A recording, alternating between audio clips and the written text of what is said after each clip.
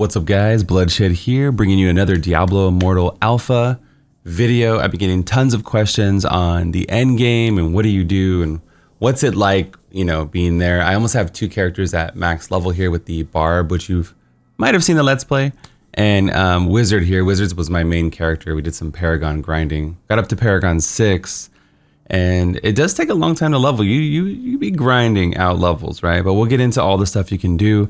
But first, these videos do take time, so if you could leave me a like on the video, it would be much appreciated. If you're new here, give me a chance. All right, we'll get into it. We'll just kind of walk you through a typical day in the end game. Now, remember, this is alpha, so things can change. It's technical alpha. They could add more activities. They could have more stuff planned. We technically don't even have all the levels unlocked, but just kind of give you an idea what it's like. So we were talking about leveling takes a while, right? So leveling Paragon is on your mind. Leveling to max level is going to be on your mind. These are going to be things that you always want as XP. And one of the best ways to get XP is through the bounty system. So every day you can do 12 bounties, which again might change on that. I'll probably have a feedback video on all the things I want changed, but so you go to the board, you accept. I believe you can only accept 4 at a time. So you go 1, 2, 3, 4. Bounties give you about 58,000 XP a pop, and they're really fast. So in my opinion, this is about the fastest XP per hour, and they're gated at 12 a day currently. You get rewards, loot, you know, all the stuff you need. So you accept them all, and there's actually auto navigation with bounties, so it's real chill. You can just click on Dark Marsh, and it just auto paths. It's great. There's no auto combat, but it is auto pathing. So it's great as a streamer. I can just take a second, answer chat, and then, you know, it's traveling, or if I was making breakfast or whatever you're doing in your life where you're busy, maybe you're driving your car. Don't do that. Typically bounties take me like 30 minutes or so to do them all.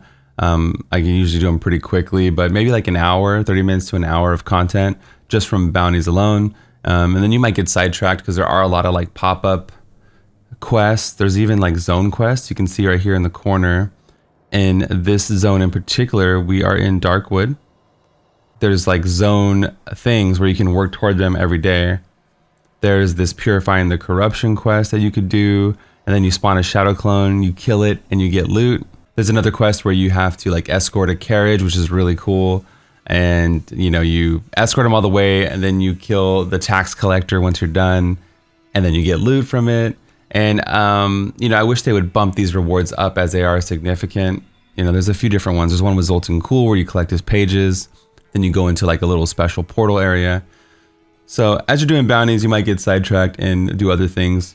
Make sure you kill elites, as elites are going to give you lots of XP, whether it's a rare pack or a magic pack, a blue or yellow. This is what the Paragon tree looks like, okay? It looks like there's gonna be 5 trees. And it says persistent attributes. Once learned, this attribute is always applied to your character. So the stats and the traits you learn are across all trees. But it says specialization skills.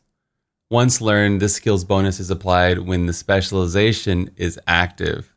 So you can only use the skills in each tree, but you can use the stats in all trees. So you'll be able to level, there's like 400 Paragon right now you can earn, and you'll be able to get all the stats, but you won't be able to get all the skills within it. You have to specialize.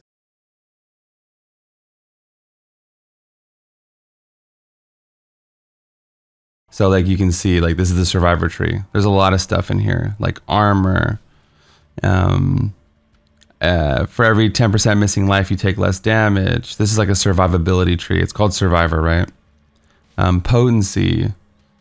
There's like a cheat death in here. There's all kinds of stuff. I'll go ahead and tap on each one so you can see, just if you're curious. And finally with Vitality, so life. And then Vanquisher has just armor pen, damage, so it's like the DPS tree, right? Increased damage to inflicted monsters. There's like an Echoing Fury effect in here if you play Diablo 3. So this is kind of like what you're grinding toward, getting more and more and more power. This is like one system that you would be working toward, right? Always need XP because you're always going to need more Paragon. From what I can tell, they're capping Paragon. They are capping it. And it's going to be unlocked every single season. So like, let's say in season 1 of Diablo, the Paragon cap will be 100, and then next season or league it'll be 200. So you'll be able to work towards something, get to a completion. There is a Bestiary altar here, and as you kill, like let's say you kill X amount of Lacunis, then you get a permanent stat boost on your character. So as you're just doing bounties or out in the world, you're going to be killing stuff. I just got a new entry here called the Grim Summoner. This is perfect. And then you can see I leveled up my Bestiary by killing a bunch of Grim Summoners. And now I got 500 life and 50% or 50 damage just from killing monsters, right? So you might want to target all the monsters out in the open world. This one says Bestiary entry coming soon. And you get juicy XP and juicy loot.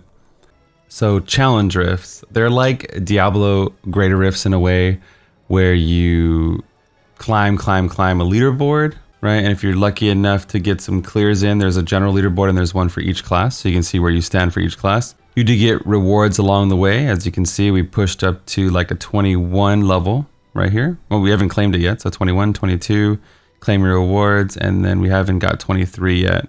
So you can see you climb on the leaderboard and all that. I think they reset or something because we just did a 23. But it's kind of like a GR where, yeah, so we did a 23 also. It's kind of like a GR, right? Where you progress, get more loot, get more clout by competing and get everything. It's nice. It's you don't get the XP though. So this is really bad for XP, but it's fun to compete. And you get a different currency called honor. And then there's honor vendors where you can buy stuff like crests and things like that. Once a day, you can buy a crest. So it is capped, but you can share it with your group. Everybody can use one, or you can do one at a time. Buy crest, and now we bought our daily crest.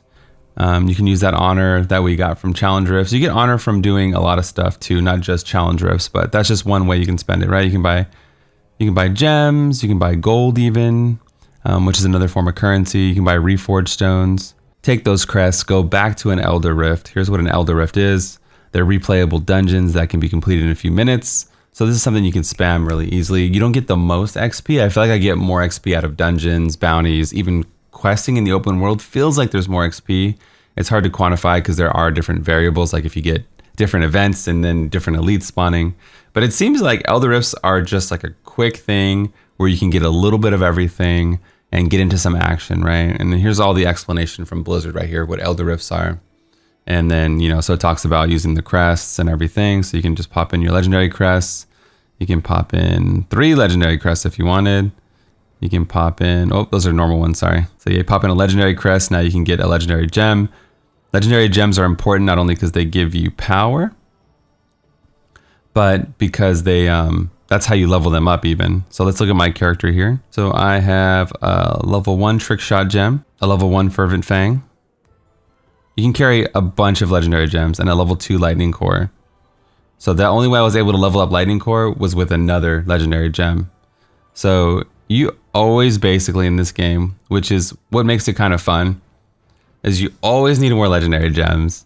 You always need more XP. You always need to be killing things and getting drops. And then when you get legendary items, you get like a currency for destroying it or salvaging it, right? And that currency is used to upgrade your legendary items also. So there's like a nice loop of you're constantly getting stuff and you're constantly upgrading things. And it feels really good, like just doing stuff in the end game. It's just really addicting, I guess. It's like you're always getting something or working towards something. You're upgrading your gear constantly. That's part of the end game, right? So you can take like your legendary staff, and as you upgrade it, you get more modifiers on it. This is a Rime Mantle. I like this a lot. Enemies killed by Ray of Frost shatter and deal AoE damage. So you can go like this, upgrade, and then now boom, you have a stronger mantle. So your gear does kind of grow with you to a certain point. So you're always looking. I have no currency, right? You always need to upgrade. You always need stuff. You're always kind of like on your back pockets, struggling, right? It's been addicting because you're just like one more rift. If I could just get one more bounty done, if I can just get one more thing. Also, end game, there's a PvP zone. It says every 3 hours from 6 a.m. to midnight. It's like a World of Warcraft arena style, where you can PvP players and get loot. So that's pretty cool. Just a note, you can go in as 4 players. So you can bring like your friends together and do like 4v4 or whatever. And you get legendaries when you complete the event. That's kind of cool. And the final thing you're leveling in addition to your Paragon is the Battle Pass. So there's a free version of the battle pass up top, and the free version has like gear in here, like legendary items, like loot. Here's like a legendary offhand. Like the free version has most of the loot. I don't know if the paid version will have loot. I'm pretty sure they won't, but there's been very anti-pay for gear. There's no way you can technically buy gear right now with the microtransaction mechanics. But so you can see the top of the free one has stuff. And then after level 40, each 180 battle points rewards gift renown. So I'm a level 18 battle pass currently. Here's maybe another explanation for the battle pass if you guys want the Blizzard explanation. There's a good write-up on the website, like on Diablo3.com, on all these mechanics. So that might help you guys out as well. I just feel like there's a lot of little things that go a long way. Like I'm constantly claiming these rewards, leveling up stuff, because they made XP and your materials so valuable. You're constantly thinking about it and constantly farming it, and everything feels so meaningful because it's just like every little ding you get, even if you just get a little ding here, you're leveling up your Paragon, you're leveling up your battle pass, you're leveling up all these activities, you know, like the exploration tab even, right? You're looking for each thing to click on to get more stuff. And I like it. I like the gameplay loop so far. I do think they should add one more activity, one more variant, one or even two more just varying activities, because they are doing a good job with it. Make the zone activities a little bit better as well. Because they do take a long ass time to complete. And then remember, we got the Bestiary, you got your normal gems, just even normal gems on the gear, not even just legendary gems. Don't forget. You do get charms at max level. So once you hit max level, you get those as well. So you can see I have Ice Crystal rank. I do need some better ones, and then you can craft better ones and get better ones as well. They actually did increase the difficulty on launch. So then let's say you destroy normal. Normal's like the leveling path, 1 to 44.